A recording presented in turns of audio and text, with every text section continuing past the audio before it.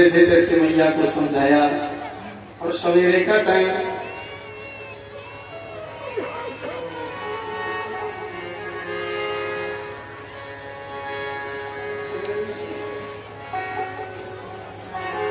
सवेरे का टाइम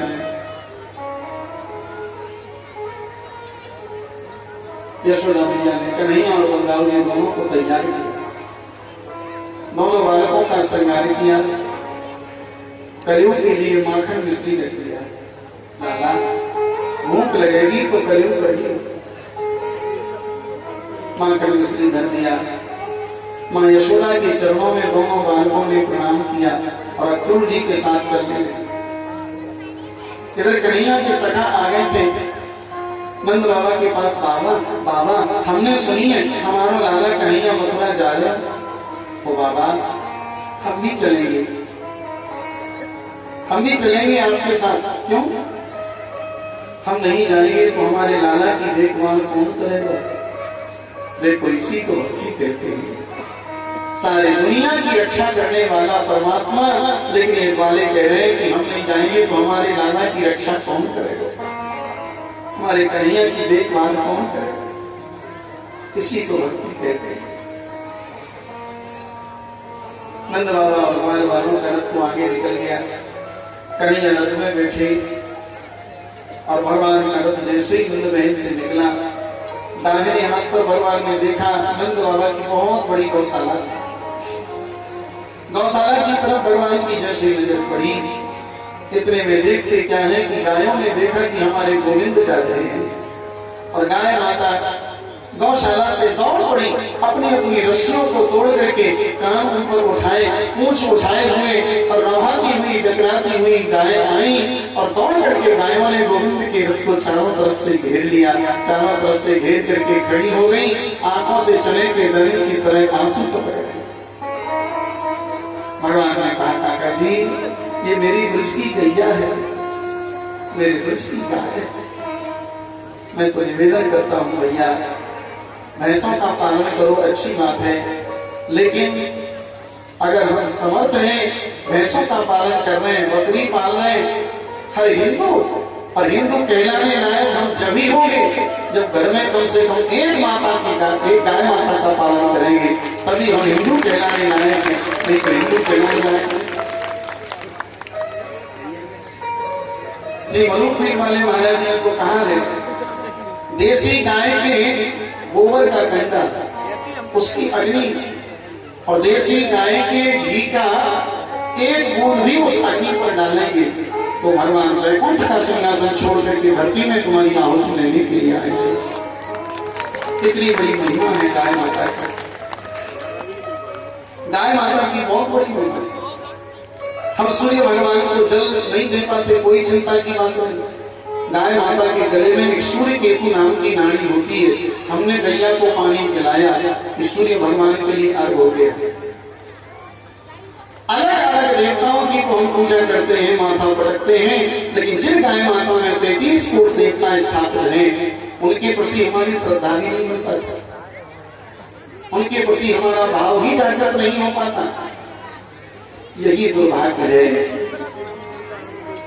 गाय माता की सेवा करें और गाय माता को मां समझे तो सही।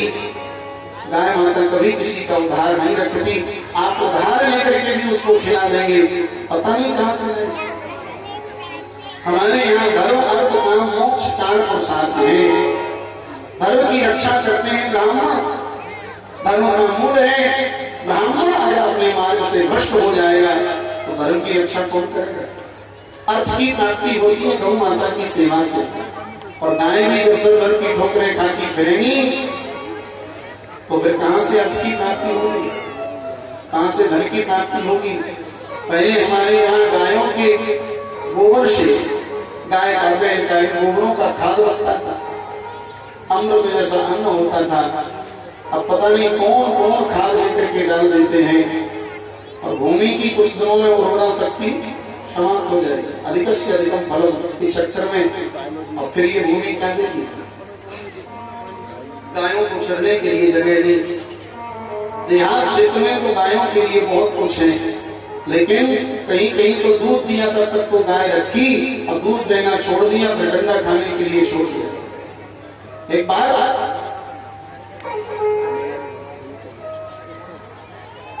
एक मुस्लिम के लड़के ने कहा, तुम जिसको गाय कहते हो, गाय को माता कहते हो, और अपनी माँ को जब तक वो दूध देती है तब तक घर में रखते हो, और फिर अपनी माँ को तुम डंडा खाने के लिए बाजार में छोड़ देते, जहां भी जाए डंडा पड़े, उसको मौन होना पड़ा। बात सत्य।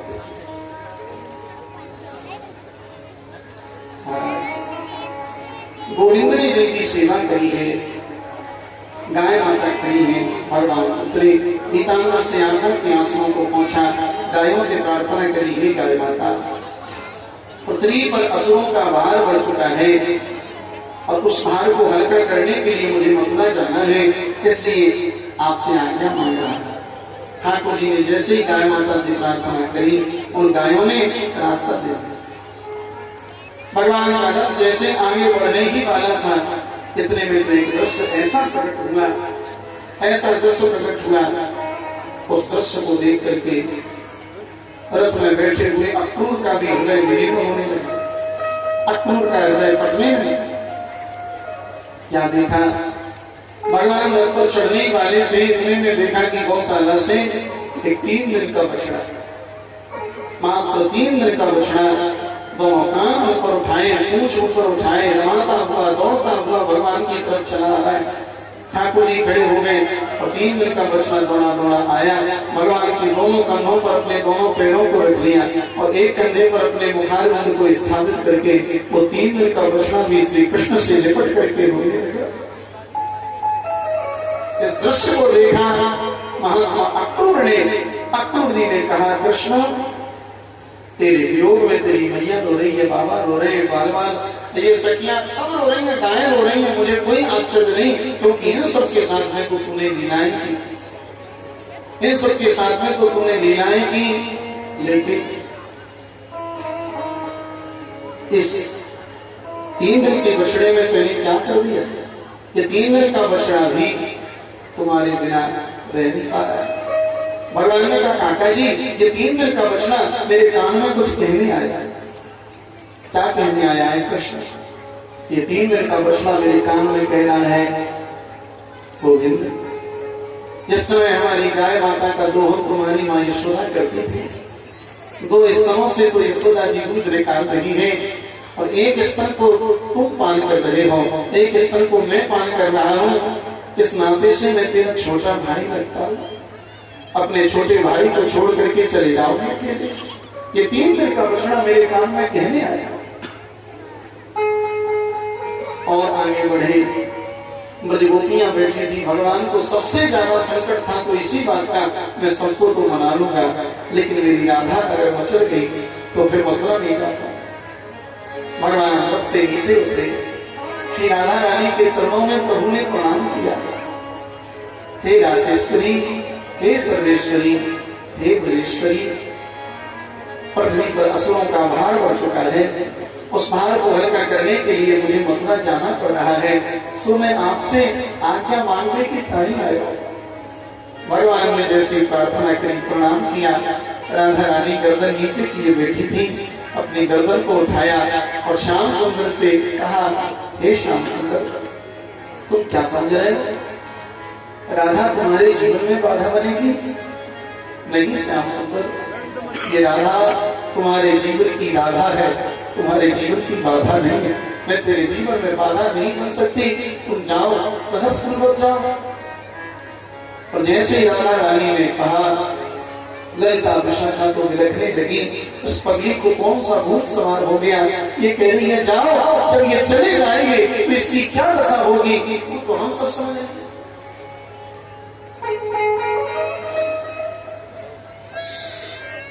इसकी क्या दशा होगी वो तो हम सब जान जाएंगे।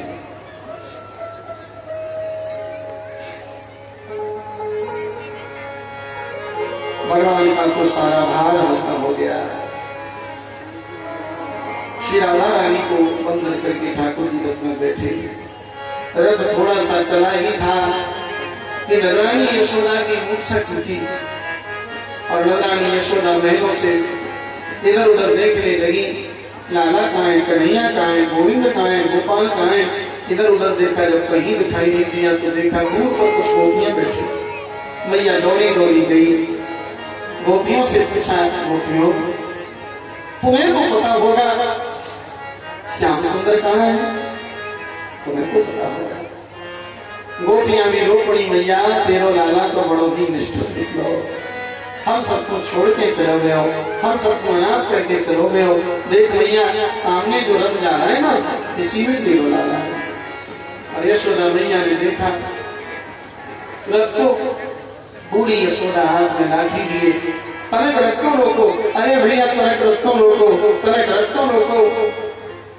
माँ यशोदा की आवाज कन्हैया के कानों में पड़ी। भगवान ने मुड़ करके देखा, मेरी माँ आ रही है, काका रथ रोक। भगवान रथ से कूद पड़े और दौड़े दौड़े गए।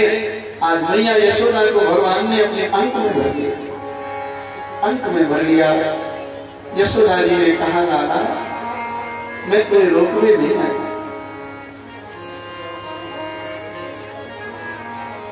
मैं तुम्हें रोक भी तो नहीं सकती। कल तक तो मैं यही समझती थी कि कृष्ण मेरा बेटा है, लेकिन रात्रि में अक्रूर ने मुझको सब सच बता दियो, तू मेरो बेटा ना है, तू तो देवकी को बेटा है।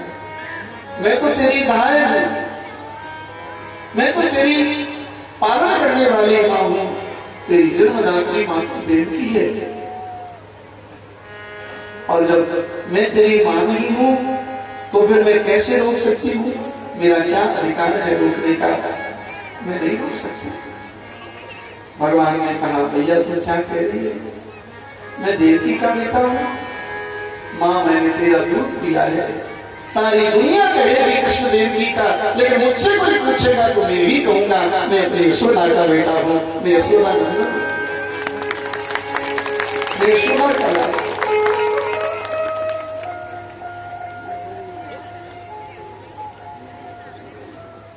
यशोदा जी ने एक बात और कही।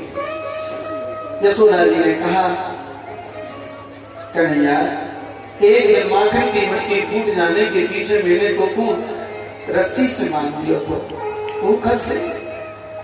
और उस रात्रि में तुम मेरे साथ लेटे, मेरा हाथ तुम्हारी कमर पर गया तो तुम सिसकी भर पे रो रहे थे कि मां रस्सी की रगड़ मेरी कमर में पड़ गई, रस्सी की रगड़ मेरी कमर में पड़ गई। और वो रात्रि में भूल नहीं सकती कृष्ण, पूरी रात्रि मुझे रोते रोते निकली। तुम मथुरा जाओगे ना और तुम्हारी मां देवी पूछेगी कि यशोदा ने कैसे लालन पालन किया, वो सारी लीलाएं तो तुम बता देना, लेकिन एक माखन की मटकी टूट जाने के पीछे मैंने तुमको रस्सी से बांधा है या लीला को मत बताना। ठाकुर जी ने कहा, भैया तू कैसी बात कर रही है? इस लीला को तो मैं बड़े बड़े अवलात्मा विमलात्मा महात्माओं को भी डंके की चोट पर कहूंगा। बड़े बड़े अवलात्मा विमलात्मा महात्मा मुझ पर परमात्मा को अपने बंधन में करना चाहते हैं, भजन के माध्यम से, साधना के माध्यम से, लेकिन मुझे बड़े बड़े अवलात्मा विमलात्मा महात्मा भी नहीं मान पाते। अगर मुझे किसी ने बांधा है तो माँ यशोदा तेरे प्रेम बंधन में बांधा है, मैं तेरे प्रेम बंधन में बंधा हूँ, मुझे कोई यशोदा ने एक बात तो ऐसी कह दी, भगवान भी अपने आप को रोक नहीं पाएगा। लाला मथुरा को महल तो बहुत बड़ो है, वो वहां तो हजारों दास दासियां होंगे। अगर किसी नौकरानी की आवश्यकता पड़े तो बाबा से कहकर के मुझे बुलवा लेना, मैं मथुरा के महलों में झाड़ू लगाती रहूंगी, लेकिन तेरे मुखार बंद का दर्शन तो प्राप्त होगा। भगवान रो पड़े, अपने आप को रोक नहीं पाए। यशोदा मां के गले से लिपट गए, कहा, मां तू मेरी मां है। भगवान ने फिर मां के चरणों में प्रणाम किया। चारों चले नहीं गोकुल लगाए, न प्यारे वत्स नहीं दिया,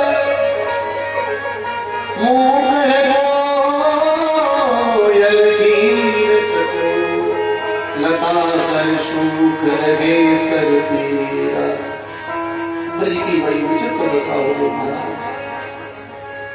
भगवान का रथ चला गया, यमुना किनारे पहुंचे। अक्रूर जी को भी बड़ा भारी दुख था। अक्रूर जी ने यमुना जी में स्नान किया, भगवान ने क्षीर साई नारायण के स्वरूप में दर्शन दे दिया। अक्रूर जी को भरोसा हो गया कि ये तो साक्षात नारायण है और कल सबने काल को अपने घर बुला रहा है, अब मुझे चिंता नहीं। भगवान जैसे मथुरा में पहुंचे, नंद बाबा से मिले। बाबा से बोले बाबा हम तो मथुरा घूमने के टाइम जाएंगे। बोले लाला ये तेरो वृंदावन ना है, ये कंस की नगरी है, सावधानी से जाइए। कन्हैया बोले बाबा अकेले थोड़ी जा रहे हैं, दादा को संग में लेके जा रहे हैं, सखाओं को संग में लेके जा रहे हैं। सखाओं को साथ में लेकर के जब भगवान चलने लगे तो मथुरा की नारियां भगवान के ऊपर पुष्प वृष्टि करने लगी, फूल बरसा। सखा बोले लाला हमें पता होती कि तुम्हारे मामा के यहाँ इतना अच्छा स्वागत होगा तो हम तो नए नए कपड़े पहन के आते, हम तो ये रोजाना वाले पहन के आते। ठाकुर जी बोले तो चिंता मत करो, ये मेरे मामा की नगरी है ना, कपड़ों की क्या चिंता, चलो सीधे यमुना किनारे। यमुना किनारे पे एक धोबी था, ये कंस का स्पेशल धोबी था।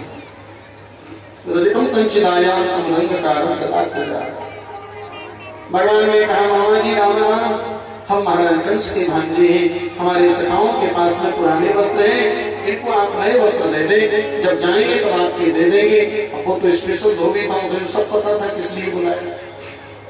डंडा उठा करके पड़ा कन्हैया की तरफ, गायों को चराने वाले फाड़ देखते राजा महाराज वस्त्र पहनने महाराज का जो काम करना नहीं करो। बलदाऊ जी ने कन्हैया से कहा लाला लाला पहचान पहचान, ये वही त्रेता का धोबी है जहां से जानकी जी की जन्म शुरू हुई थी। पहले तो मर्यादा में थे लेकिन अब दिखाए पुतना हमारे हाथ। और कन्हैया ने एक तमाचा लगाया और वो धोबी का शरीर घर से अलग हो गया जितने थे। और बोले भैया कितना घुमारने वालो आ गया, कितना घुमारने वालो आ गया, भागो भागो भागो। सब भाग गए, घाट खाली हो गया। कन्हैया बोले अब छाटो भी न पहने, और सबने अपने अपने मन के कपड़ा पहने और पहन करके जब रास्ते में चलने लगे तो झाड़ू लगाने की जरूरत नहीं पड़ रही है, अपने आप सफाई होती जा रही है। क्योंकि इतने बड़े बड़े कपड़े और सखा छोटे छोटे। मनोरंजन बोलो लाला तो और बुरे लगे, देखो तो बिजुका जैसे लग रहे तो और बुरे लगे। एक सुदामा नाम का एक दर्जी था, दर्जी के पास में भगवान पधारे। देखो ये दर्जी, ये भी त्रेता का दर्जी था। भगवान श्री राम ने जो धनुष का खंडन किया, महाराज जनक के दरबार का ये दर्जी था। इसने महाराज जनक से कहा महाराज मेरी इच्छा हो रही है दुल्हा सरकार को मैं अपने हाथों से पोशाक बना करके धारण करा। जनक जी ने कह दिया करा दे। माता सुनैना को पता चला, माता सुनैना ने महाराज से कहा महाराज ये तो मर्यादा नहीं है, हमारे दामाद को कोई साधारण दर्जी पोशाक पहना ये तो अच्छी बात नहीं, मेरी इच्छा है कि आप ही पहनाएं तो ज्यादा है। जनक जी ने कहा कि अभी मैं पहना दूंगा, फिर कभी तुम पहना लेना। जैसे कहा दर्जी के मन की बात मन नहीं रह गई। भगवान ने कहा कि चिंता मत करो, अभी मैं मर्यादा पुरुषोत्तम हूँ इसलिए कुछ नहीं कह सकता, लेकिन जब लीला पुरुषोत्तम बन करके आऊंगा मैं तेरे घर पहुंच करके पोशाक पहनूंगा। आज उसने भगवान को बड़ी सुंदर पोशाक पहनाई, बलदाऊ जी को पहनाई, सखाओं के वस्त्र ठीक किए। इसके बाद में सुदामा नाम के माली के ऊपर कृपा करी और एक ऊर्जा थी 3 जगह से टेढ़ी। कोजा ने भगवान को चंदन लगाया और भगवान ने भी उसको सुंदर बनाया। देखो ये ऊर्जा माने हमारी आपकी बुद्धि, 3 जगह से टेढ़ी थी ना ऊर्जा, 3 टेढ़े, तो हमारी बुद्धि में भी 3 टेढ़े। कभी तो हमारी बुद्धि काम वासना में घुस जाती है, काम वासना का चिंतन करते, और कभी बुद्धि क्रोध में भड़कने लगती, तो कभी ये बुद्धि लोभ रूप भी समुद्र में 99 के चक्कर में रहती। ये 3 टेढ़े हैं इस बुद्धि में। और ऊर्जा जाती थी कंस को चंदन लगाने, और ये हमारी बुद्धि रूपी ऊर्जा अभिमान रूपी कंस की सेवा करती है। काम क्रोध लोभ इन तीनों से अहंकार पुष्ट होता है। जब तक कंस को चंदन लगाती रही तब तक ऊर्जा टेढ़ी की टेढ़ी बनी रही, और जब कृष्ण को चंदन लगाया तो ऊर्जा सुंदरी हो गई। इसका मतलब क्या है? हमारी बुद्धि जब तक काम क्रोध लोभ का चिंतन करेगी, अभिमान की सेवा करेगी, तब तक हमारी बुद्धि टेढ़ी की टेढ़ी रहेगी। अगर इस बुद्धि रूपी पूजा को सुंदर करना है तो श्री कृष्ण चरणों का चिंतन प्रारंभ हो जाए। भगवान की चंदन लगाना माने भगवान के स्वरूप का चिंतन ये बुद्धि करने लगे तो ये बुद्धि सुंदर हो जाए, पवित्र हो जाए। पूजा के चंदन को स्वीकार किया और भगवान ने जाकर के धनुष का